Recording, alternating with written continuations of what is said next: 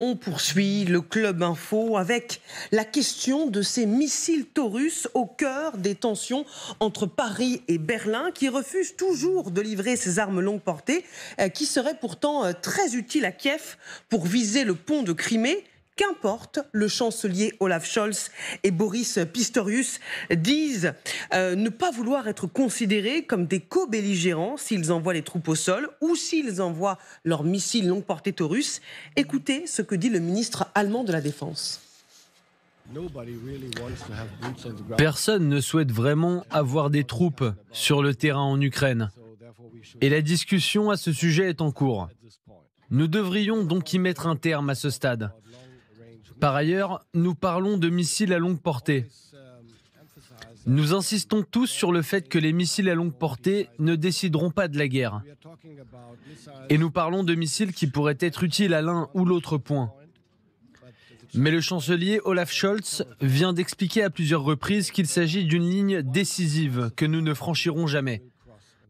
C'est le fait d'être participant, d'être partie prenante de la guerre, et c'est la raison pour laquelle le Taurus n'est pas encore livré. Alors avant de se demander si cet argument est valable et les raisons réelles pour lesquelles l'Allemagne refuse pour l'instant de donner ses missiles longue portée, arrêtons-nous avec vous, Laura Roudot, bonjour, sur ce que sont ces missiles Taurus, objet de la discorde franco-allemande. Quelles sont les caractéristiques d'un missile Taurus? Alors déjà, son vrai nom, le Taurus Kep 350, c'est l'un des missiles longue portée les plus modernes de l'armée de l'air allemande. Voici ses dimensions. Plus d'1 mètre de diamètre, 5 mètres de longueur. Il pèse 1,4 tonne. Son constructeur, c'est le missilier européen MBDA. Il est codétenu par Airbus, entre autres, qui l'affirme. Le Taurus peut atteindre une vitesse de 800 km/h et une portée de 500 km. Et en plus, il est très précis. Avant d'exploser, il peut notamment pénétrer en profondeur dans une cible enterrée grâce à une détonation programmable à retardement. Selon son constructeur, toujours, il possède aussi une technologie capable de détecter le nombre de couches et de vides qu'il doit perforer dans sa cible avant d'exploser, et ce, même à haute altitude.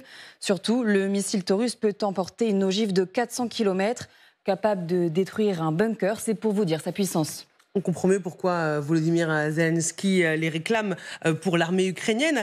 Ce Taurus est très proche des missiles longue portée français Scalp et des britanniques Storm Shadow qui ont déjà été livrés à l'Ukraine. Alors qu'est-ce qui les différencie des Français et des Britanniques ? Eh bien, le Taurus est bien plus furtif déjà. Il peut voler à basse altitude, ce qui lui permet d'esquiver les radars des systèmes de défense aériens. Les Storm Shadow, quant à eux, ne peuvent pas voler aussi bas et sont donc plus vite détectables que les Taurus.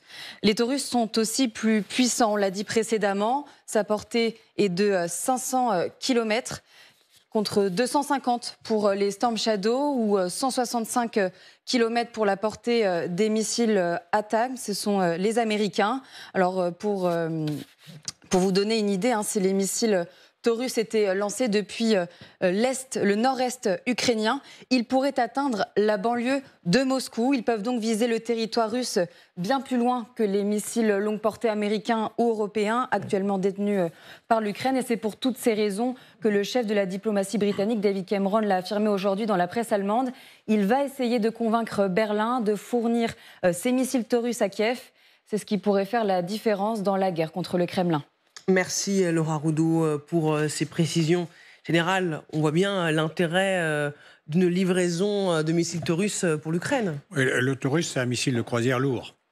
Lourd, très puissant, avec sa charge explosive de près de 500 kg, donc des capacités de percement et de destruction considérables, et puis cette possibilité de voler à basse altitude, 30 à 40 mètres dans la partie finale. Donc oui, c'est un missile de croisière plus impressionnant que les franco-britanniques, qui sont très bien, mais qui ont leurs limites. Et alors après, il faut pouvoir trouver la cible qui va bien et donner tous les éléments concernant la cible. C'est aussi un problème, le targeting, car si vous voulez tirer même dans la profondeur, en admettant qu'on veut tirer un peu dans la profondeur russe, qui poserait un problème politique très important, en admettant ceci, ou même jusqu'à la Crimée, ou le pont de Kerch. Le pont de Kerch, est-ce que c'est partie de la Crimée ou est-ce que c'est un appendice de la partie russe? Il y aura toujours cette discussion. On ne va pas mettre une ligne rouge au milieu du pont de Kerch pour dire cette partie-là c'est Crimée, donc c'est ukrainien, cette partie-là c'est russe, donc on n'y touche pas, mais on va toucher la partie ukrainienne. On pourrait, pourquoi pas. Mais enfin, c'est quand même, ça serait assez aléatoire. Donc il faut des coordonnées extrêmement précises pour donner toute son efficacité au Taurus. Mais le problème de devoir toucher une cible très lointaine, elle se pose déjà avec les missiles Scalp français et les Storm Shadow. Oui, mais globalement, si vous voulez, même si l'exemple qui a été donné n'est pas faux en tant que tel, mais jamais on va approcher d'aussi près la zone de lancement du Taurus. Le Taurus, il va être largué à environ 100 ou 150 km des frontières ukrainiennes, ce qui donc ramène un maximum à déjà 300 km à l'intérieur du territoire russe. C'est considérable, mais c'est plus la banlieue de Moscou quand même. Oui. Hein. Donc, une fois qu'on a dit ça, le nombre de Scalp et de Storm Shadow est un nombre limité. Donc, ça fait déjà un bout de temps que les Ukrainiens en utilisent. Donc, ils doivent en avoir quelques-uns encore, mais vraisemblablement pas grand-chose. Donc, je comprends qu'ils souhaitent avoir le Taurus, parce que c'est d'une part des missiles de croisière, des missiles de croisière lourds, etc. Pour les Allemands, il y a la dimension politique dont on a parlé, et puis il y a la partie exposée par les officiers allemands, la Luftwaffe, c'est qu'il y a aussi des problèmes techniques qui se posent, et que pour que le missile soit parfaitement correspondant avec ce qui a été prévu, il faut des coordonnées et une précision sur l'arrivée du missile qui ne peut être acquise que par d'autres moyens que n'ont pas actuellement les Ukrainiens. Donc c'est dire qu'il y a à la fois un problème politique qui est majeur et aussi un problème opérationnel, mais ça n'empêcherait pas, effectivement, d'un point de vue pratique, que les Ukrainiens utilisent leurs derniers avions pour larguer des Taurus. L'Allemagne justifie son refus en affirmant qu'une livraison de missiles Taurus à l'Ukraine nécessiterait l'engagement au sol de soldats allemands sur le territoire ukrainien. Oui, c'est ce qu'ils disent. Alors, ce qu'ils disent. C'est vrai ? Oui, c'est ce qu'ils disent. Oui. Bon, alors après, vous savez, il y a les grands champions des sociétés de sécurité privée sont les Américains. Donc, justement, souvent, on utilise des civils d'une société particulière pour pouvoir mener des opérations techniques que l'on ne souhaite pas voir menées par ses propres troupes. N'oublions pas qu'en Afghanistan, il y avait à peu près autant de soldats américains qu'il y avait de soldats des sociétés de sécurité privée. Donc voilà. Donc il y aurait peut-être d'autres moyens que de mettre du soldat allemand, en tenue allemande, dans les PC ukrainiens. Il y aurait peut-être d'autres moyens. Mais on ne peut pas tout leur dire quand même. Sylvie Bermann, pourquoi autant d'hésitation de la part d'Olaf Scholz ? Alors, je pense que c'est un peu le résidu du pacifisme allemand, en particulier de Olaf Scholz, puisque sa ministre des Affaires étrangères, Madame Baerbock, est sur une ligne beaucoup plus allante de manière générale. Je me souviens qu'au moment de la livraison possible de Léopard, des chars Léopard, l'Allemagne disait on ne veut pas revoir des panzers dans la grande plaine ukrainienne.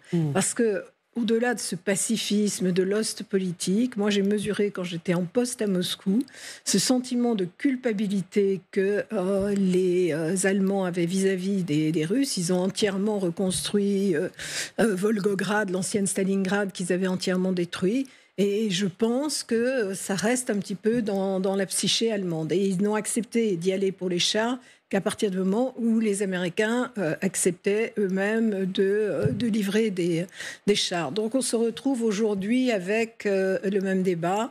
Les opinions publiques en Allemagne sont différentes de ce qu'elles sont en France, parce que vous avez les Länder de l'Est qui sont beaucoup plus favorables à la Russie. C'est un facteur particulier qui n'existe pas d'ailleurs dans nos pays. Je sais qu'on cible certains partis ici, mais là-bas, c'est toutes ces régions-là. Et effectivement, il y a cette prudence. Et puis, bon, il faut ajouter le système parlementaire allemand qui fait que de toute façon, c'est le Bundestag qui a le dernier mot. Donc, on ne peut pas contraindre le chancelier à prendre telle ou telle décision, il est en fait lié par sa coalition, également par les décisions du Bundestag. Mais est-ce que c'est uniquement de la culpabilité ou est-ce que c'est aussi parce que la Russie, depuis des années, sait qu'elle a une sphère d'influence en Allemagne, qu'il y a eu aussi une dépendance énergétique et qu'il y a peut-être la peur réelle des conséquences d'un élargissement du conflit? Alors, ils ne veulent pas d'élargissement du conflit. Sur la dépendance énergétique, ils ont bien dû se résoudre à changer de fournisseur. Mais c'est sûr qu'à l'époque, ce n'était évidemment pas de gaieté de cœur. Je crois que maintenant, ils ont quand même fait cette révolution-là. Louis Duclos, qu'en pensez-vous ? Moi, je pense que l'Allemagne a quand même plutôt peur du point de non-retour dans les relations russes, en se disant que si vraiment il transfère ses armes, dans ce cas-là, toutes les relations avec la Russie à l'avenir seront considérablement détériorées, voire même au point mort. Donc je pense qu'il y a une vraie peur de ce point-là, ça c'est sûr. La France a livré ses scalps, les Britanniques, les Storm Shadow. De toute évidence, c'est loin d'être une ligne rouge pour Moscou. Ça, Berlin devrait le constater. Les lignes rouges, ça se déplace. Oui. Ça se fixe ou pas. Vous savez, vous avez deux exemples de nations dotées d'armes nucléaires, comme on dit maintenant, et qui ont des atteintes sur leur propre territoire. Et pourtant, ils n'emploient pas aucune arme nucléaire, même si ça vient toucher leur capitale, même si ça touche une partie de leur population. Donc on voit que ce n'est pas manichéen, heureusement d'ailleurs. Heureusement, parce que ça laisse au moins une certaine latitude aux gouvernants d'apprécier et d'exercer leurs responsabilités, d'exercer exactement. Alors, les lignes rouges, si vous voulez, tant que vous pouvez maintenir votre adversaire le plus loin possible de celle-ci, c'est ce que vous tentez de faire par les moyens politiques, diplomatiques, par la présence, la force qui est présentée sans être utilisée. Donc, vous cherchez à dissuader ou pas, avec vos équipements nucléaires et vos équipements classiques, pour ne pas oublier l'un ou l'autre. Mais à un moment, s'il y a des empiètements, vous allez considérer le fait qu'il y a bien cet empiètement, mais est-ce que vous risquez beaucoup plus en élevant le niveau de la riposte qu'en l'acceptant au moins un temps, en espérant en limiter les dégâts, quitte à faire la même chose chez l'adversaire. Si vous voulez, c'est heureusement que les relations de force ne sont pas complètement manichéennes. Et donc, il y a manifestement, et c'est compréhensible, et on peut les remercier, c'est qu'il n'y a pas la volonté de détruire complètement l'adversaire d'en face. Il n'y aurait cette volonté que s'il y avait une atteinte totalement inacceptable. Qu'est-ce qu'on atteinte totalement inacceptable? C'est des dégâts majeurs sur quelque chose qui nous importe beaucoup. C'est-à-dire une capitale, une population, quelque chose comme ça. Ça, c'est capital. Et à ce moment-là, on menace de faire la même chose chez l'autre. Donc c'est des destructions de très grande ampleur. Puisque là, maintenant, en particulier nous, la France, on n'est plus dans l'emploi tactique de l'arme nucléaire, on est dans un emploi stratégique. Donc, on n'est plus simplement à faire... vous savez, il y a pas raconter des campagnes, mais du temps de la guerre froide, j'étais parmi les officiers qui préparaient un éventuel engagement face aux forces du pacte de Varsovie, et nous utilisions dans les exercices des frappes tactiques en Allemagne. D'ailleurs, les Allemands n'appréciaient pas beaucoup. Mais c'était uniquement des exercices, mais ils n'appréciaient pas beaucoup. À l'époque, il y avait cet emploi tactique, dit dans le cadre d'un ultime avertissement avant l'emploi d'armes nucléaires. Maintenant, on est dans quelque chose qui est encore plus raisonné, où il y a plus de puissance nucléaire, c'est beaucoup plus compliqué, mais heureusement, on n'est pas sur des lignes rouges qui sont gravées dans le marbre. On les apprécie. C'est aux dirigeants politiques de les apprécier. Elles peuvent changer.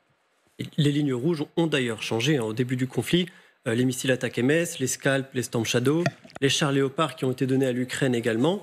La Russie disait que c'était une ligne rouge. Si vous transférez des chars, si vous transférez des Scalp, attention, nous, on va lever le ton aussi. Donc, au final, on a bien vu que même en donnant ces missiles et en donnant cet armement, au final, les lignes rouges ont toujours été repoussées un petit peu. Donc, il y a aussi les lignes rouges que le narratif russe dit, et il y a les lignes rouges qui sont réelles. Donc il y a un delta entre les deux. Ce qui est sûr, c'est que ce dossier empoisonne les relations entre Paris et Berlin, alors que les relations déjà avec Emmanuel Macron et Olaf Scholz sont déjà tendues. Sylvie Berman. Oui, les relations sont probablement les plus mauvaises depuis des décennies entre le président français et le chancelier allemand. Ce qui n'est pas bon dans le contexte actuel de guerre d'agression menée par la Russie et de volonté de soutenir fermement l'Ukraine. Ce n'est pas bon parce que ça porte atteinte également à l'unité de l'Union européenne. Tant qu'il n'y aura pas d'accord franco-allemand, il n'y aura probablement pas d'accord au niveau européen. Et ce qu'on a perdu avec le triangle Londres, Paris et Berlin, c'est une entente qui permettait d'aider les Allemands à prendre des décisions qui étaient difficiles pour eux. Parce que quand il y avait une entente avec entre le Royaume-Uni et la France, ça pouvait attirer les Allemands. Aujourd'hui, on a perdu ça. Et en réalité, depuis le Brexit, le tête-à-tête avec l'Allemagne a été extrêmement difficile. Mais c'est évidemment très, très dommageable. Et je pense que Moscou s'en réjouit.